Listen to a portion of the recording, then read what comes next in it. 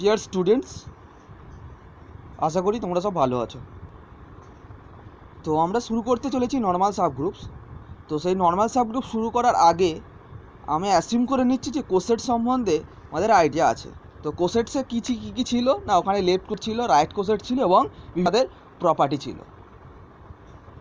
So সেই property আছে আগেও, তো আশা করি এগুলো পড়া হয়ে গেছে তোমাদের। তো নাও নর্মাল সাবগ্রুপ শুরু করার আগে কিছু অবজারভেশন করা যাক। কি অবজারভেশন? না, we know that a subgroup H of a group G induced to decomposition of G, one by left coset and another by right cosets. In other words, if H is a subgroup of a group G, then G can be written as a disjoint union of distinct left cosets or right cosets of H in G. These two decompositions were first recognized by Galois in 1831 in the context of permutation groups. Permutation groups সম্বন্ধেও idea হয়ে গেছে তোমাদের। তো we observe that when G equal to Z plus and H equal to 3Z plus, Z plusটা হচ্ছে set of integers with binary composition plus and H হচ্ছে 3Z plus, এক্ষেত্রে আমরা কি পেয়েছিলাম, অবজারভেশন করেছিলাম যে each left coset of H is also a right coset of H. যখন আমরা G equal to S3 নিয়েছিলাম তখন Hটা নিয়েছিলাম row 0 row 1 row 2, row 0 row 1 row 2 notation বলেছি আগে। Each left coset of H is also a right coset of H, but যখন আমরা জিটা S3 নিয়েছিলাম এবং Hটা একটু চেঞ্জ করে দিলাম, কীরকম না, সেখানে নিলাম রো 0 আর রো 3কে নিয়ে একটা সাবগ্রুপ ফর্ম করেছিলাম। সেই Hটাই নিজেই left coset as well as right coset, অন্য লেফট কোসেটগুলো রাইট কোসেট আর হচ্ছিল না। তার মানে এখান থেকে আমরা কি বলতে পারি, তাহলে কি দেখতে পেলাম অ্যাকচুয়ালি, না কিছু সাবগ্রুপের ক্ষেত্রে লেফট কোসেট আর রাইট কোসেট আইডেন্টিক্যাল হচ্ছে, আর কিছু সাবগ্রুপের ক্ষেত্রে লেফট কোসেট আর রাইট কোসেট ডিফার করে যাচ্ছে।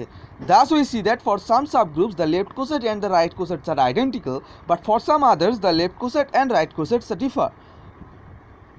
তার মানে জি যখন কমিউটেটিভ গ্রুপ হয়ে যাচ্ছে, then for every subgroup H of G, H equal to H for all A belongs to G, for all A belongs to G. But even when G is non-commutative group, there are some special subgroups H of G for which H equal to H holds for all A belongs to G. These subgroups are called normal subgroups of C. ওখানে Z plus কী ছিল না, Z plus তোমাদের ছিল যে Z plus G Z plus ছিল and H হচ্ছে 3Z plus, তাহলে প্রত্যেকটা, তাহলে Z প্লাসটা কি কমিউটেটিভ গ্রুপ, তার সাবগ্রুপ নেওয়া হয়েছিল 3Z প্লাস, তাহলে প্রত্যেকটা লেফট কোসেট কী হয়ে গেছিলো, রাইট কোসেট হয়ে গেছিলো, তাহলে সেক্ষেত্রে H আর H-এ এক্স্যাক্টলি আইডেন্টিক্যাল হয়েছিল। কিন্তু যখন আমরা রো 0 আর রো 3 নিয়ে কাজ করেছিলাম S3-র ক্ষেত্রে, জিটা নিয়েছিলাম S3, সো সেখানে H-টা একমাত্র left coset as well as right coset and other left coset differ করে গিয়েছিল। তো now let us definition. Now let G be a group. A subgroup H of G is said to be a normal subgroup of G if H equal to H for all A. The standard notation for H is a normal subgroup of G is H delta G. এবার note 1-এ চলে এসো। Note 1-এ কি না, the condition H equal to H does not demand that for every H equal to H, for every H equal to H না, এটা এই note 1টা নিশ্চয়ই বোঝা গেছে, কারণ আমরা ওই এক্সাম্পলটা ফলো করে যেটা নিয়েছিলাম G ইকুয়াল টু S3 আর Hটা নিয়েছিলাম রো 0 রো 3, সেক্ষেত্রে কী হচ্ছিল না, একমাত্র Hটাই left coset as well as right coset, but other left coset are not right coset. So note 1 এখানেই ফেল। তাহলে condition does not demand that for every H equal to H. Note 2, when H is a normal subgroup of G, there is no distinction between the left coset and the right cosets of H. তার মানে যখন Hটা normal subgroup হয়ে যাচ্ছে তখন আমরা তার left কোসেট right কোসেটগুলো কী হয়ে যাচ্ছে, আইডেন্টিক্যাল হয়ে যাচ্ছে। তো সেক্ষেত্রে আমরা কি করব, লেফট কোসেট আর রাইট কোসেটকে আলাদাভাবে দেখব না। So we simply speak the cosets of H. Note 3 কি না, the improper subgroup G of a group G is a normal subgroup of G.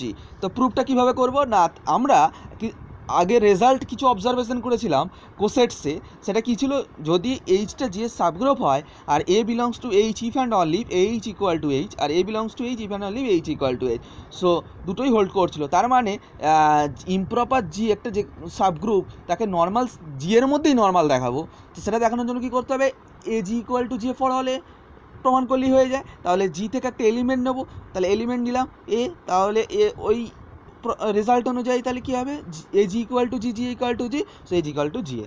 For all this proves that G is normal in G. Note 4, তাহলে the trivial subgroup, trivial subgroup হচ্ছে সিঙ্গেলটনই, তাহলে of a group G যে normal in G, let H equal to সিঙ্গেলটনই। তাহলে ফের একইভাবে by our definition proof হয়ে যাবো, তাহলে এটা জি থেকে নিলাম, তাহলে এইচ ইকুয়াল টু সিঙ্গেলটনে, না কীভাবে আসবে, না এর সঙ্গে এখানে মাল্টি এই হবে, তাহলে এই মানে এ, আবার এইচ এ ডান দিক থেকে অ্যাক্ট করাবো, তাহলে সেটাও ই এ মানে এ, therefore h equal to h, and this holds for all a belongs to g. This proves that h is normal in g.